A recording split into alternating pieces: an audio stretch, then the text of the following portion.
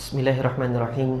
Innal hamdalillah nahmaduhu wa nasta'inuhu wa nastaghfiruh wa na'udzu billahi min shururi anfusina wa min sayyiati a'malina. May yahdihillahu fala mudilla lahu wa may yudlil fala hadiyalah.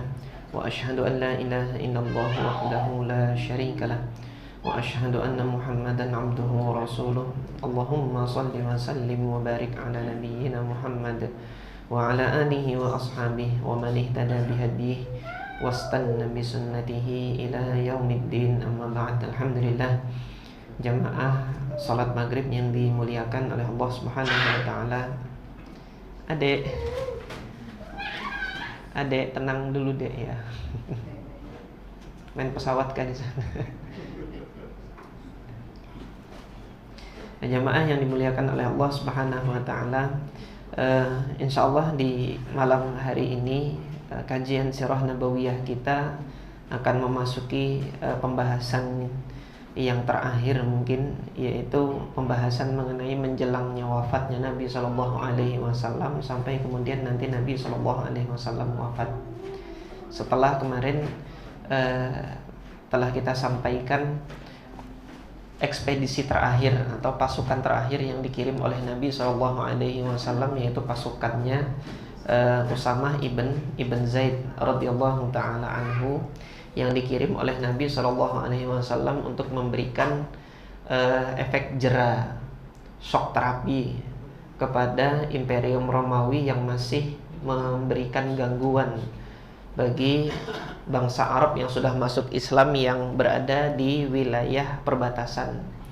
Nah, setelah ekspedisi itu dikirim, tidak lama setelah mereka berangkat, di tengah perjalanan itu mereka kemudian mendengar kabar bahwasanya Nabi Shallallahu Alaihi Wasallam wafat. Nah, kronologinya bagaimana?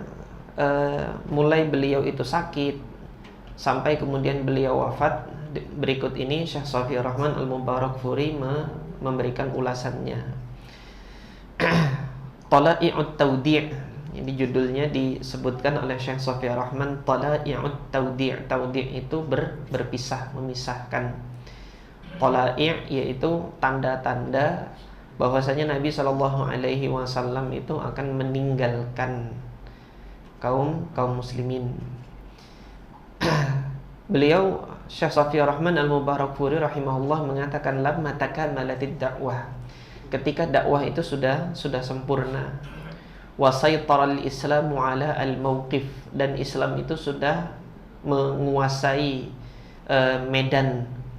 Jadi medan wilayah yang ada di Jazirah Arab itu sudah dikuasai oleh Islam di berbagai lininya, baik politik, sosial, ekonomi, itu sudah ditancapkan eksistensi Islam itu di berbagai lini kehidupan masyarakat Islam pada saat itu.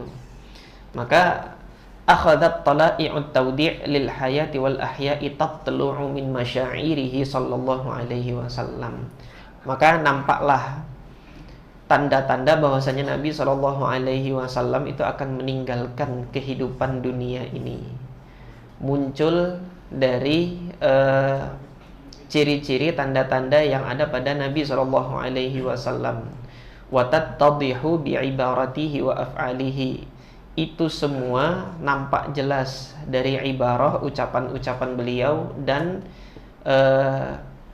perilaku, amal, perbuatan yang dilakukan oleh Rasulullah Shallallahu Alaihi Wasallam. Nah, di antara tanda-tandanya itu apa? Innahu i'takafa fi Ramadhan minas sanatil 'ashirati 20 yauman.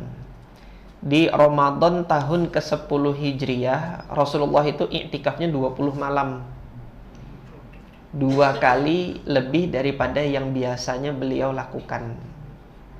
Bainama kana la ya'takifu illa 10 ayyamin fahasab. Yang mana Rasulullah sallallahu alaihi wasallam itu biasanya hanya i'tikaf di 10 malam terakhir. Ini mulai 20 malam sudah i'tikaf. Sehingga nanti jamaah sekalian yang mengatakan i'tikaf itu harus di bulan Ramadan kah? Enggak harus. Di luar bulan Ramadan mau i'tikaf silahkan. Harus 10 terakhir gak Ustaz? Enggak harus. Ini Rasulullah di luar 10 akhir Ramadan juga melakukan i'tikaf. Wa tadarasahu Jibril al-Qur'ana marratain. Kemudian Rasulullah Shallallahu Alaihi Wasallam itu mudarasah bersama dengan malaikat Jibril, mengulangi Al-Quran itu 2 kali. Biasanya cuma sekali saja, ini 2 kali. Jadi malaikat Jibril itu turun 2 kali untuk melakukan mudarasah Al-Quran. Mudarasah itu apa sih? Mudarasah itu Jibril memperdengarkan Al-Quran kepada Nabi Muhammad, Nabi Muhammad mendengar, baru kemudian Nabi Muhammad mengulangi apa yang beliau dengar. Nah, dulu ketika awal-awal, pada saat malaikat Jibril itu menyampaikan wahyu, mengucapkan kalam Allah, nah Nabi Muhammad itu berupaya untuk mengikutinya dengan menggerakkan bibirnya. Nah, sehingga kemudian Allah Subhanahu wa taala turunkan kalamnya dalam Al-Qur'an, la tuharrik bihi lisanaka lita'jala bih. Jangan kamu gerakkan lisan Anda itu karena Anda terburu-buru, tergesa-gesa hendak menghafalkannya. La tuharrik bihi lisanaka lita'jala bih. Inna alaina jam'ahu wa qur'anah. Kami yang mengumpulkan Al-Qur'an itu, dan kamilah yang menetapkan Qur'an itu nanti ada pada hati Anda. Jadi dengarkan dulu. Nah, dari sini jamaah sekalian yang dimuliakan oleh Allah Subhanahu wa taala, sejatinya metode pembelajaran Quran yang terbaik itu adalah metode talaki kayak gini. Guru membacakan, murid dengar dulu gitu kan. Nanti baru kemudian murid mengulangi, diperiksa sama gurunya, demikian. Nah, metode ini yang sudah mulai luntur, sudah mulai jarang kita lihat di tengah-tengah masyarakat kita. Ini selaras dengan isyarat dalam Al-Quran. Allah menciptakan manusia itu pendengaran dulu atau penglihatan dulu? Pendengaran. Anak bayi itu kenapa jangan ada ribut-ribut kalau baru lahir itu kan? Jangan ribut, ini ada anak bayi baru lahir gitu. Kenapa? Telinganya tuh lebih peka daripada pendengarannya orang tua. Karena Allah Subhanahu wa taala itu mendahulukan pendengaran dulu, sementara matanya enggak. Jadi matanya itu biar ciluk-bak dia kan nggak paham nih mau apa gitu. Tapi ketika pek itu kaget gitu. Ini penciptaan demikian. Allah isyaratkan dalam Al-Quran kan, innas sam'a wal basara wal fu'ada kullu ulaika kana anhu mas'ula. Selalu kalau Allah mengabarkan tentang tahapan penciptaan, Allah sebutkan dulu pendengaran, baru penglihatan.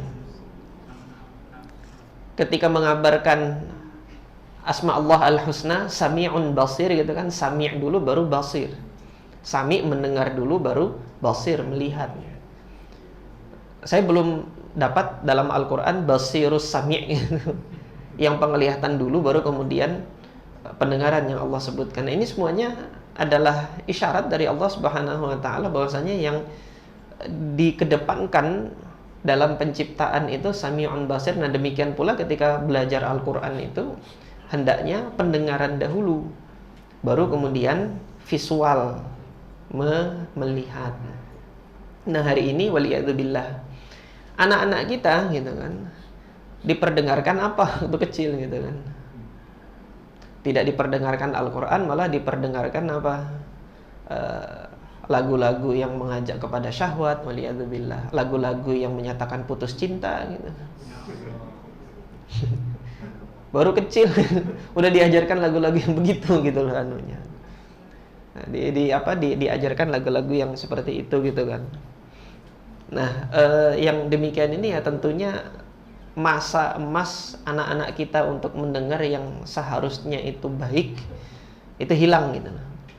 Nah, ini berkenaan dengan mudarasah. Jadi dengar. Nah, Rasulullah Shallallahu Alaihi Wasallam Allah jadikan ummi, tidak membaca sampai akhirnya Rasulullah Shallallahu Alaihi Wasallam itu menghafalkan Al-Quran, itu diperdengarkan oleh malaikat Jibril alaihi salatu wassalam, dibacakan Al-Quran tersebut kepada Nabi Muhammad, dan Allah Subhanahu wa taala mengumpulkannya di dalam dadanya. Inna alaina jam'ahu wa qur'anah. Kami yang mengumpulkannya, yang menghimpunkannya, dan kamilah yang akan menjadikan Al-Quran itu ada. yaitu di hati Anda. Tsumma inna alaina bayanah, baru kemudian nanti penjelasan dari Al-Qur'an itu Allah Subhanahu wa taala akan sertakan. Sehingga dalam hal ini belajar Al-Qur'an itu juga jangan tergesa-gesa. Ada seorang yang Ustadz dia ngulangi sekali aja langsung hafal. Saya udah 10 kali ngulangin kok nggak hafal-hafal. Itu artinya Al-Qur'an senang berada di lisan Anda lama-lama gitu loh. Sehingga yang mengulanginya itu 100 kali baru hafal dibandingkan yang ngulang 3 kali baru hafal, banyakan pahalanya siapa coba? Ya Al-Quran ingin pahalanya orang tersebut banyak. Jadi 100 kali dulu ngulang. Jangan ngiri dengan orang yang baru ngulang sebentar langsung hafal gitu kan. Jadi tidak demikian gitu. Artinya husnuzan kepada Allah Subhanahu wa taala bahwasanya ketika dijadikan yang demikian itu Allah berkehendak bahwasanya kita memang lebih banyak untuk mengulang-ulang gitu, Al-Qur'an itu sendiri. Nah, demikian. Nah, di tahun yang terakhir ini, Ramadan terakhir, malaikat Jibril 2 kali melakukan mudarasah Al-Qur'an dengan Nabi Muhammad SAW. Ini tanda yang kedua yang disebutkan oleh Syekh Shafi'i Rahman Al-Mubarakfuri. Wa qala fi hajjatil wada', kemudian ketika khutbah wada' di haji wada' yang sudah kita bahas kemarin, Nabi mengatakan apa? Inni la adri la'alli la alqakum ba'da 'ami hadza. Saya tidak tahu, boleh jadi ya, saya tidak akan bertemu dengan kalian lagi setelah tahun ini. Bihadzal mauqif abada, di tempat ini selama-lamanya. Nah, itu isyarat juga gitu kan. Kalau sudah ngomong begitu ya iya benar nggak akan ketemu lagi gitu. Wa qala wa huwa 'inda jamratil 'aqabah, kemudian ketika di pelontaran Aqabah, khudhu 'anni manasikakum, ambil dariku praktek manasik ini. Bagaimana Nabi SAW mencontohkan praktek manasik haji. Fala'allillah ahujju ba'da 'ami hadza, boleh jadi saya tidak akan berhaji lagi setelah tahun ini. Ini 2 kali ketika haji wada disampaikan demikian. Wa unzilat alaihi suratun Nasr fi awsati ayyamit tasyrik, di pertengahan hari-hari tasyrik diturunkan surah An-Nasr. Fa'arafa annahu al-wada', maka Nabi Muhammad mengetahui bahwasanya itu adalah al-wada', yaitu perpisahan. Wa annahu nu'iyat ilaihi nafsuh, dan bahwasanya beliau itu diberitakan kepadanya bahwasanya nafasnya atau jiwanya itu akan pulang kepada Allah Subhanahu wa taala. Wa fi awaili Safar, kemudian di awal bulan Safar, sanata 11 hijriyatan, tahun ke-11 hijriyah. Rasulullah itu wafatnya nanti bulan Rabiul Awal tahun ke-11. Sebelum Rabiul Awal kan bulan Safar. Nah, itu sakit yang beliau derita itu di awal-awal bulan Safar. Kharajan Nabi sallallahu alaihi wasallam ila Uhud. Jadi di awal bulan Safar ini tahun ke-11 Nabi pergi ke Uhud.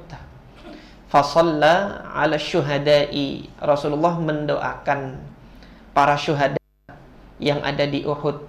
Kal muwadda' lil ahya'i wal amwat, seakan-akan ini bentuk perpisahan Nabi SAW bagi mereka yang masih hidup dan bagi mereka yang sudah wafat, yaitu para syuhada Uhud yang berada di medan Uhud, karena dikuburkan di medan Uhud.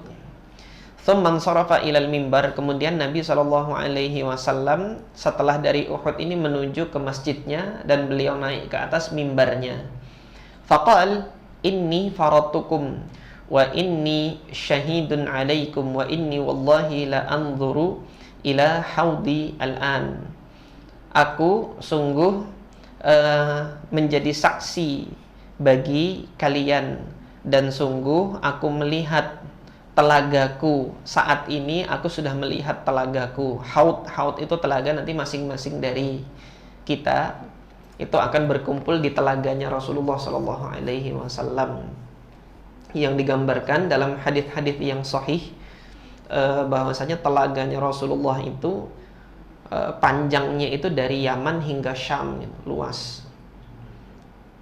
Dan kemudian airnya itu lebih manis daripada madu dan lebih putih daripada susu. Dan telaganya Rasulullah Shallallahu Alaihi Wasallam itu bertaburan gelas-gelas seperti bintang-bintang di langit. Man yashrab minha, barang siapa yang dia minum dari telaganya Rasulullah itu, lam yadma abadan, tidak akan haus selama-lamanya. Itu ditunggu oleh Nabi Shallallahu Alaihi Wasallam di telaga tersebut. Nah, bagaimana untuk bisa sampai ke telaga itu? Ya jadi umat Nabi Muhammad gitu. Daftar dulu jadi umat Nabi Muhammad. Nah, Nabi yang lain ada nggak telaganya? Ada telaganya. Tapi kita nggak bisa jadi umatnya Nabi Musa. Karena Nabi Musa diutus kepada Bani Israel, kita kan Bani Nusantara gitu. Nggak bisa. Bukan Bani Israel gitu. Jadi nabi-nabi yang ada itu diutus, Nabi Musa itu diutus khusus kepada Bani Israel. Kalau mau menjadi umatnya Nabi Musa, harus keturunannya Nabi Ya'qub alaihi salatu wassalam. Sampai kepada Nabi Isa itu semuanya diutus kepada Bani Israel. Yang diutus kepada seluruh alam, kepada seluruh umat semesta alam ini adalah Nabi Muhammad SAW. Daftar jadi umatnya Nabi Muhammad, yaitu apa? Masuk Islam. Masuk Islam jadi umatnya Nabi Muhammad. Oleh sebab itu jangan pernah meninggalkan dunia ini kecuali dalam keadaan Islam. Nah, kemudian di antara yang mempermudah kita untuk sampai ke telaganya Nabi nanti kelak di hari akhir itu adalah bersabar atas apa yang terjadi di muka bumi ini. Nah, dalam hadis Anas ibn Malik radhiyallahu taala anhu, beliau ini pernah diadukan tentang kekejamannya siapa? Kekejamannya Hajjaj ibn Yusuf Ats-Tsaqafi. Nah, ketika diadukan kekejamannya Hajjaj ibn Yusuf Ats-Tsaqafi itu, Anas bin Malik menasehati untuk bersabar karena fitnah atau keburukan yang akan datang setelah zaman ini itu akan lebih buruk lagi daripada yang terjadi saat ini gitu. Kata Anas bin Malik radhiyallahu anhu. Kemudian beliau mengatakan, sami'tuhu min nabiyyikum, aku mendengar kabar ini dari nabi kalian. Nah, dalam riwayat yang lain Nabi mengatakan, isbiru hatta talqauni wa ana 'alal haud. Bersabarlah kalian akan apa yang kalian hadapi di muka bumi ini sampai kalian nanti bertemu denganku di telagaku ini, kata Nabi SAW. Nah, di antara yang menjadikan seseorang itu tidak sabar itu adalah penguasa yang zalim gitu. Jadi di sini saya bukan ngajakin untuk demo gitu. Bersabar ini bukan berarti diem aja gitu kan. Dolar 18.000 terus pemerintah ini caci maki gitu kan. Minta kepada Allah Subhanahu wa taala itu satu. Minta kepada Allah Subhanahu wa taala karena di masa Nabi sallallahu alaihi wasallam dulu pernah para sahabat itu mengadukan apa? Harga-harga yang tinggi, ghala si'ru ala ahdi Nabi sallallahu alaihi wasallam. Harga-harga itu pada mahal, terjadi inflasi di masa Nabi itu pernah gitu kan. Kemudian sebagian sahabat minta, ya Rasulullah, sa'ir lana gitu kan. Tentukan harga yang bisa kita jangkau gitu. Tentukan harga yang bisa kita jangkau gitu kan. Nah, maka Nabi sallallahu alaihi wasallam tidak bisa menetapkan harga tersebut karena ketika harga itu diturunkan itu adalah kezaliman bagi produsen. Makanya kemarin Bapak Menteri Andi Amran Sulaiman, hafizahullah, semoga Allah menjaga beliau, ada emak-emak yang minta harga beras turunin di bawah 15.000, nggak bisa, kesian petani katanya. Gimana gaji petani gitu kan. Jadi di satu sisi konsumen ingin harga turun, tapi produsen kalau harga diturunkan ongkos produksinya itu tinggi. Oleh sebab itu kita minta kepada Allah Subhanahu wa taala. Kata Nabi ketika diminta untuk diturunkan harga itu, innallaha huwal musa'ir, Allah yang musa'ir, yang menetapkan harga itu adalah Allah Azza wa Jalla. Nah, manusia kita bisa mengupayakan gitu. Ini melalui mekanisme intervensi penguasa, intervensi pemerintah, itu ada beberapa langkah-langkah untuk mempengaruhi agar tidak terjadi inflasi. Itu ada langkah-langkahnya. Ini ilmunya di ilmu ekonomi makro namanya. Nah, nanti teman-teman yang ekonomi yang jelaskan, bukan saya menjelaskan sirah nabawiyah aja. Nah, sebelum adanya ilmu ekonomi makro itu, pandangan masyarakat dunia ini mengacu kepada teorinya Adam Smith kalau saya nggak salah itu. Jadi di dalam teori Adam Smith itu ada teori yang dinamakan invisible hand, tangan tidak wujud gitu lah. Ingat Maradona golnya, golnya tangannya nggak kelihatan gitu kan. Nah, apa namanya? Jadi seolah ada yang mengatur naik turunnya harga, itu inflasi dan lain sebagainya di pasar, itu naik turunnya itu ada apa, seolah ada satu kekuatan yang tidak wujud gitu loh. Sehingga Adam Smith itu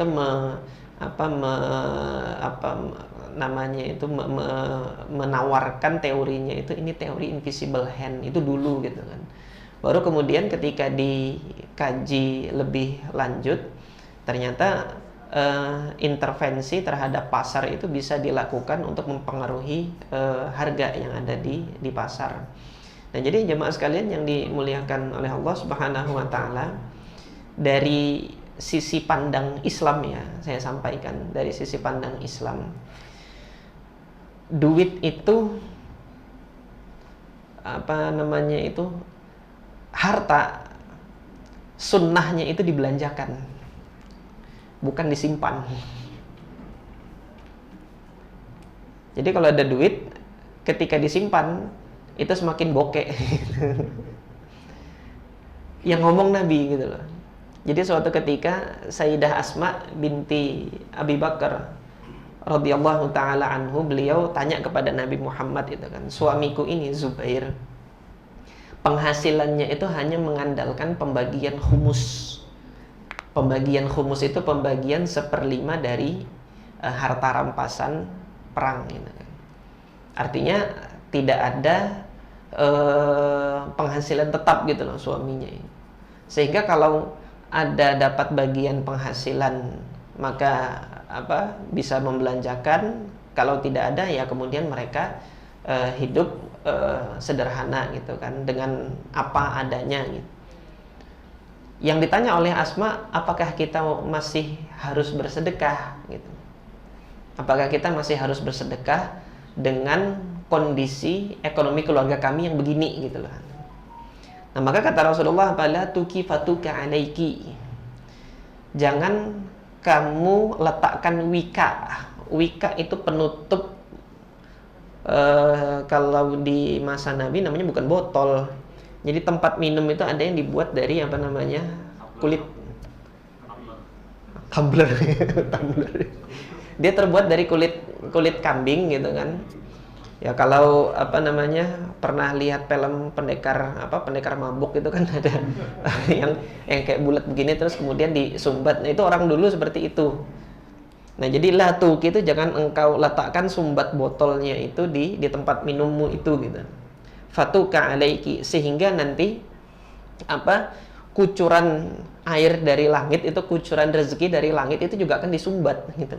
Jadi kalau yang harta yang kita miliki ini kita sumbat, tidak kita alirkan untuk infak di jalan Allah gitu kan, itu yang dari langit juga rezeki kita akan disumbat oleh Allah Subhanahu wa taala, kita nggak dapat.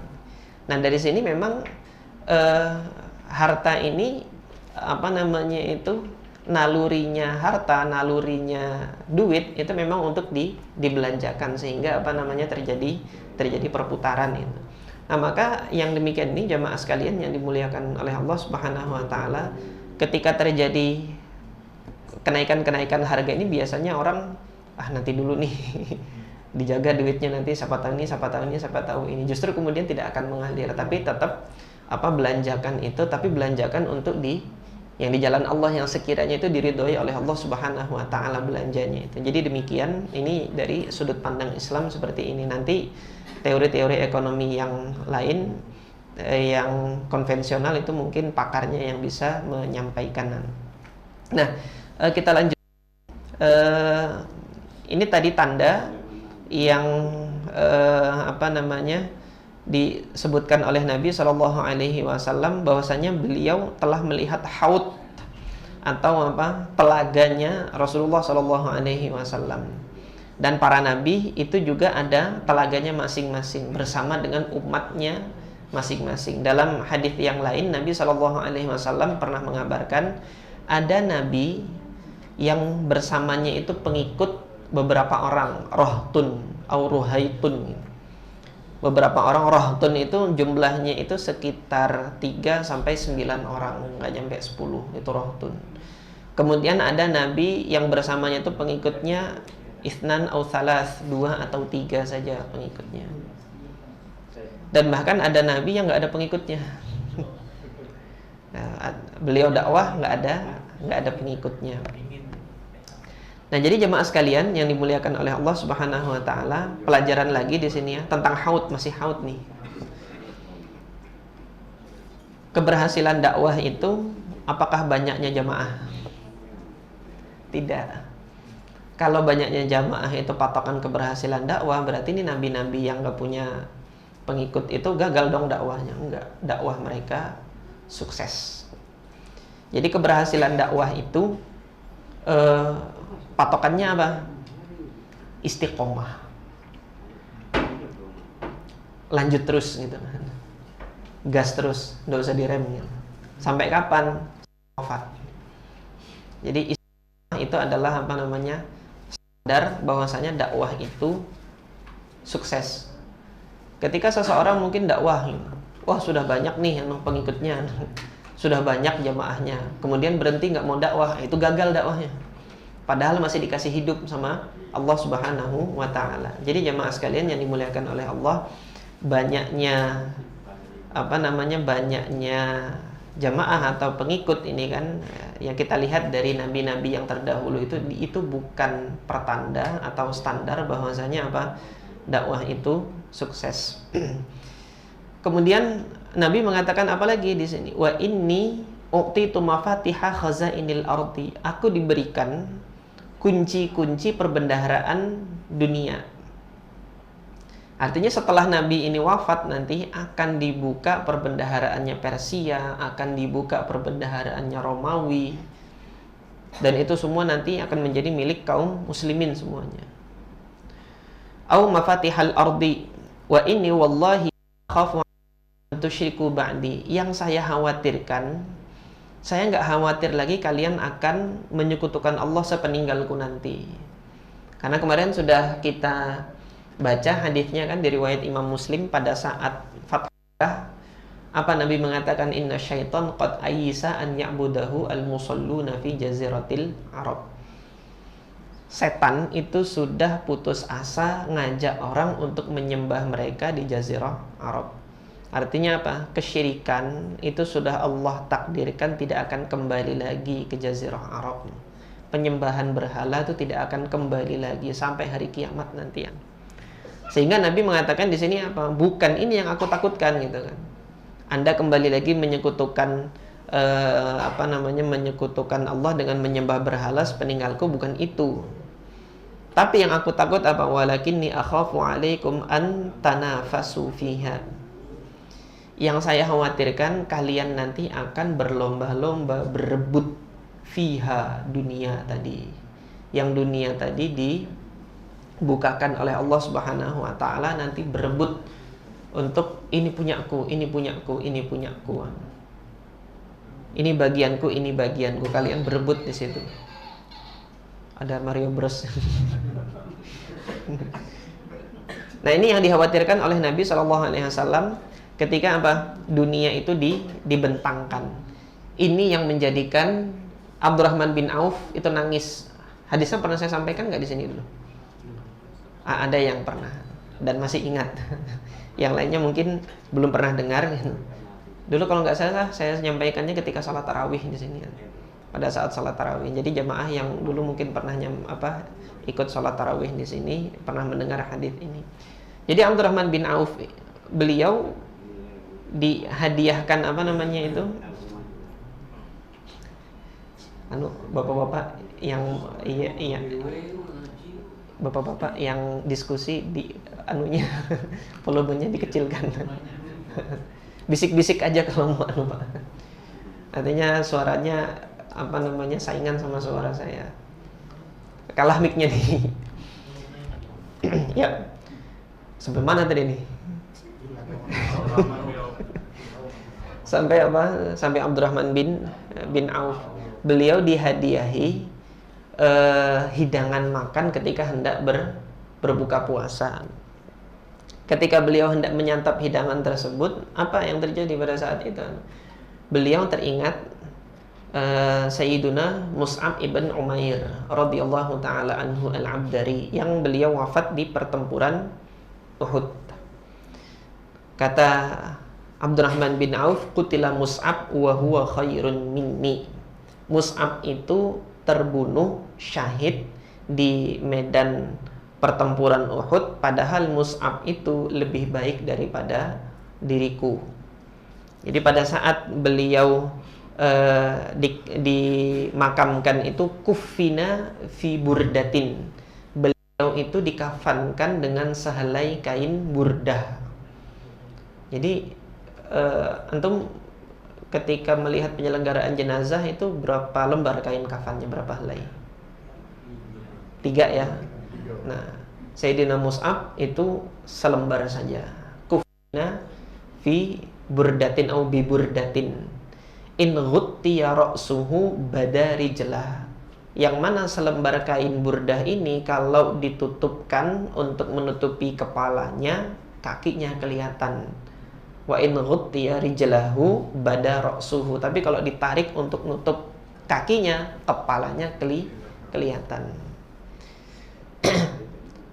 Apa maksud Abdurrahman bin Auf tadi? Sayyidina Abdurrahman bin Auf mengatakan Mus'ab itu lebih baik daripada diriku, tapi ketika wafat beliau begini keadaannya.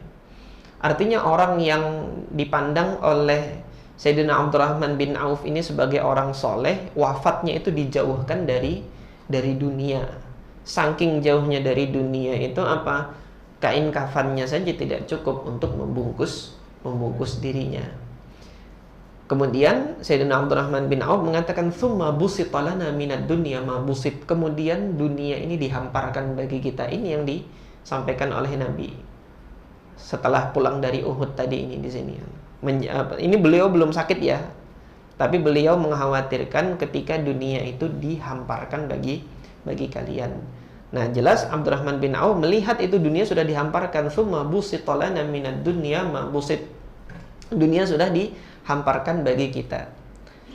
Laqad khasyitu an yu'ajjala lana thayyibatuha. Saya khawatir kesenang-senangan kita ini sedang didahulukan oleh Allah, sehingga jatah kesenangan kita nanti di akhirat itu dikurangi. Ini orang soleh kayak gitu. Ketika melihat kesenangan dunia, mereka khawatir bahwasanya ini merupakan bentuk Allah mendahulukan kita merasakan kesenangan, sehingga nanti di akhirat itu bahkan nggak dapat lagi gitu loh. Kesenangan di akhirat tidak dapat lagi. Maka setelah beliau teringat itu, Abdurrahman bin Auf nggak bisa menyantap sedikit pun dari hidangan yang dihadiahkan itu. Ini jamaah sekalian yang dimuliakan oleh Allah Subhanahu wa taala, hadis ini ada di dalam Sahih Bukhari. Ketika saya sampaikan ini, itu juga tausiah menjelang buka puasa gitu kan. Macam-macam kuenya gitu kan. Saya mau mencontoh meneladani Sayyidina Abdurrahman bin Auf nggak bisa. Kayak apa saya nggak makan hidangan apa? Terus kemudian jamaah yang hadir mendengarkan itu juga saya, bapak-bapak, ibu-ibu, jangan disantap tuh amparan tatak pisangnya. nanti itu merupakan kenikmatan akhirat yang didahulukan. Saya tidak bisa seperti itu gitu kan. Tapi yang kita hendaknya renungi bersama itu adalah ketika ternyata Allah Subhanahu wa taala di hari ini itu banyak memberikan kesenangan dunia kepada kita gitu loh. Dan waliyadzubillah gitu kan. Sudah banyaknya kesenangan dunia itu lah yang menjadikan ada banyak tanggung jawab akhirat kita itu yang ternyata tidak sadar kita lupakan. Dulu ketika masih belum dapat kerjaan dulu jadi minta sama Allah Azza wa Jalla itu bangun sholat malam gitu kan, puasa Senin Kemis, ya Allah keluarkanlah aku dari kemelaratan ini gitu kan. Setelah Allah Subhanahu wa taala kasih pekerjaan, terus kemudian dimudahkan rizkinya kan, doanya ya Allah mudahkan rizki gitu. Setelah dikasih kemudian rizki gitu kan, nggak sholat malam lagi gitu kan, karena rizkinya sudah nyaman gitu kan, beli kasur empuk, terlalu empuknya kasur itu subuhnya lewat gitu. Padahal dulu ketika masih melarat minta sama Allahnya, ketika belum punya jodoh, ya Allah berikanlah aku jodoh gini. Setelah diberi jodoh sama Allah masih kurang aja lagi, minta lagi yang kedua gitu. Nah, dulu mungkin sholat malam terus gitu kan, minta jodoh. Setelah diberikan pendamping oleh Allah Subhanahu wa taala, terlena, orang Jawa bilang kelonan, sehingga lupa sholat malamnya gitu kan, nggak munajat lagi di malam hari kepada Allah Azza wa Jalla. Itu baru kesenangan, sedikit dari kesenangan dunia yang Allah Subhanahu wa taala berikan sementara, itu sudah memalingkan kita dari tujuan sebenarnya gitu loh, waliyadzubillah. Ini yang ditakutkan oleh Nabi sallallahu alaihi wasallam. Ini rupiah udah mulai menguat ya. Jadi bukan rupiah yang kuat yang kita khawatirkan. Ketika nanti Allah Subhanahu wa taala sudah mudahkan segalanya bagi bangsa ini gitu kan, akankah masih kita menuju kepada masjid-masjid Allah gitu kan? Kita masih meramaikan masjid-masjid Allah gitu kan. Ya mudah-mudahan ketika Allah Subhanahu wa taala mudahkan ekonomi bangsa ini, rupiah menguat dan terus sedekahnya makin lancar. Makin banyak kemudian orang-orang yang tidak mampu itu untuk ditolong gitu. Perhatikan guru-guru ngaji coba yang ada di kampung-kampung kita gitu kan. Jadi kasihan guru ngaji, mau netapkan tarif nanti dibilang ndak ikhlas. Kalau dia minta seikhlasnya saja Pak gitu kan, untuk makan dia sendiri ndak cukup, apalagi untuk nafkah keluarganya gitu kan. Mereka mau mengadu kemana? Pernah nggak dengar cerita ada hari guru ngaji yang setiap tahun dia demo gitu kan, minta kenaikan gaji guru ngaji? Nggak ada. Terus kemudian dari guru ngaji itu ada sebelum Indonesia merdeka sampai Indonesia merdeka itu ada nggak regulasi aturan yang melindungi hak dan kewajiban guru-guru ngaji itu? Padahal sila pertama Pancasila kita ketuhanan yang Maha Esa gitu lah. Ya kalau bukan kita kaum muslimin yang memperhatikan mereka, itu guru-guru ngaji di kampung kita yang mencerdaskan anak-anak kita untuk memberantas buta huruf Al-Quran itu gitu kan. Siapa kalau bukan kaum muslimin itu, untuk melihat mereka. Jadi sama guru ngaji itu, kalau misalnya kita nitipkan anak kita untuk diajar kepada mereka, jangan ditawar, jangan kayak nawar harga di pasar gitu. Mereka mintanya berapa gitu, yang sesuai dengan kebutuhannya gitu berikan. Ya kecuali nanti kalau dia minta gaji 1 miliar gitu. Nggak ada guru ngaji kayak gitu gitu. Insya Allah tidak demikian guru-guru ngaji yang di itu gitu kan. Artinya itu salah satu dari ketika nanti ekonomi itu Allah Subhanahu wa taala berikan kemudahan, perhatikan mereka-mereka yang demikian ini, yang sejatinya mau minta itu sungkan gitu kan, takut dibilang ndak ikhlas, kesian. Tapi di satu sisi kalau dia ndak minta gitu kan, oleh sebab itu dalam mazhab Imam Syafi'i menetapkan tarif untuk ngajar Al-Quran itu boleh dalam mazhab Syafi'i, boleh mau sekian-sekian, tapi apa? Sewajarnya.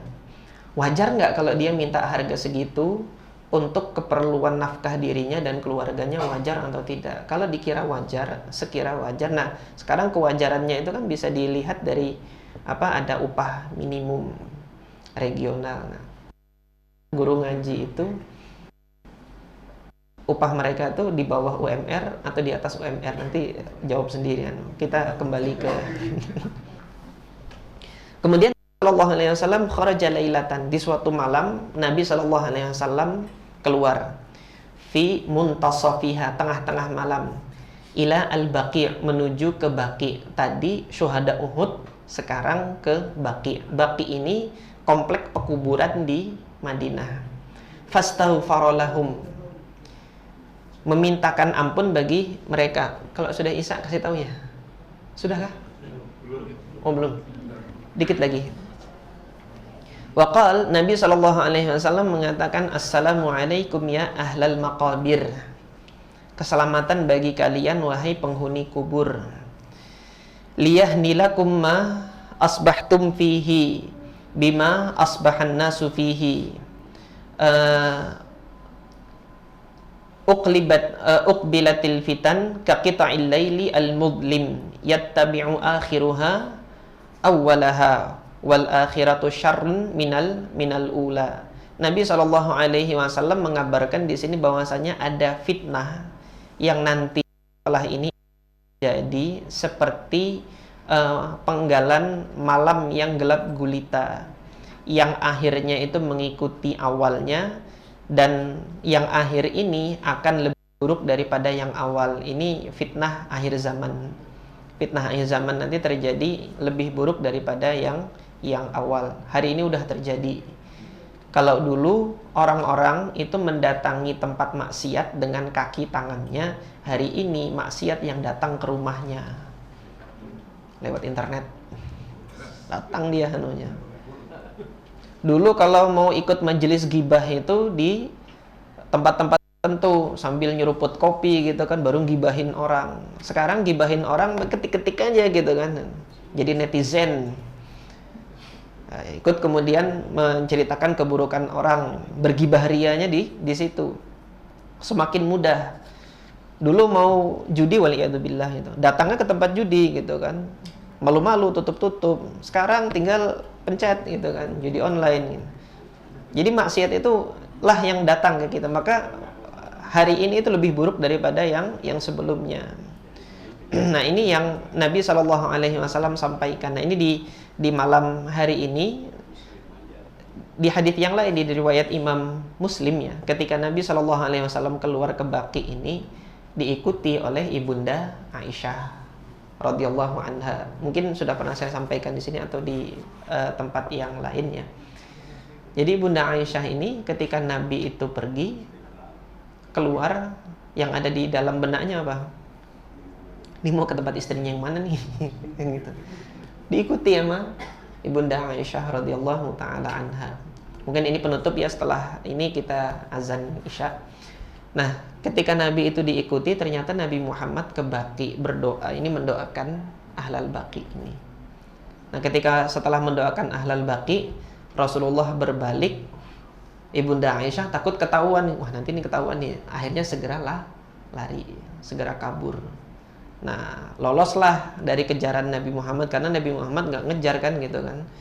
Ibunda Aisyah bergerak cepat, Nabi melangkah cepat lagi.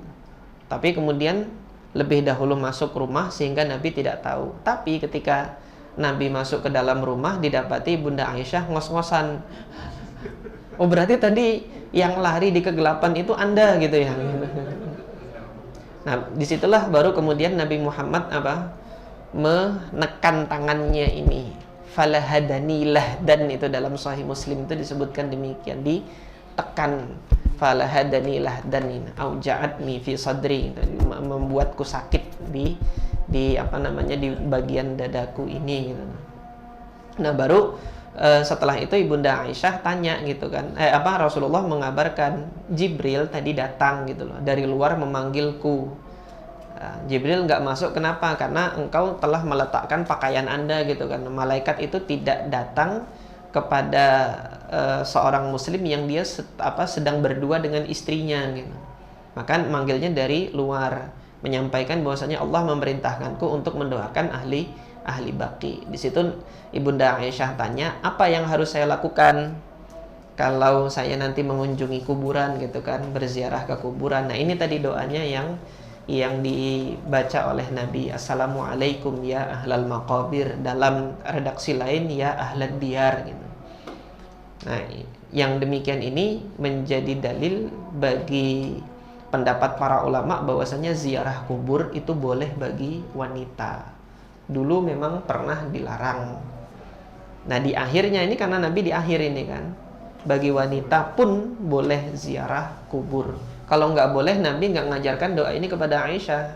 Ibunda Aisyah kan wanita gitu kan.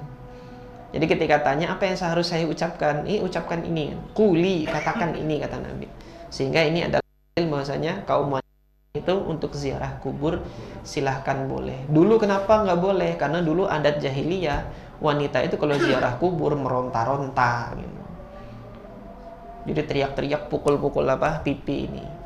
Sehingga di hadis lain Nabi pernah mengatakan, laisa minna man darabal hudud, bukan bagian dari umatku yang tempeleng-tempeleng ini. Jadi meronta-ronta untuk meratapi kematian orang yang disayang gitu kan. Wasyaqqal juyub, kemudian menyobek-nyobek kerah baju ini, seakan tidak terima. Wada'a bid'awal jahiliyah, teriak dengan teriakan-teriakan jahiliyah. Itu bukan bagian dari umatku, kata Nabi.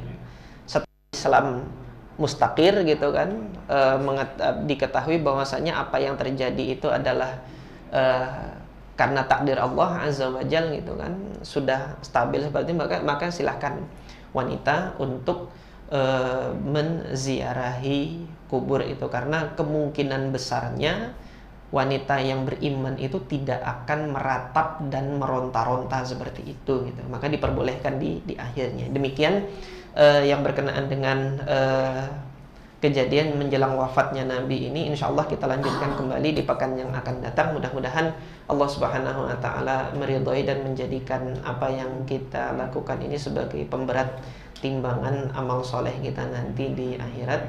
Dan mudah-mudahan Allah tidak menyegerakan hasanat kita, sehingga hasanat di hari akhir kita itu tetap full gitu kan, tidak didahulukan, dikasih di dunia nanti di akhirat jadi kurang gitu. Nah, jangan.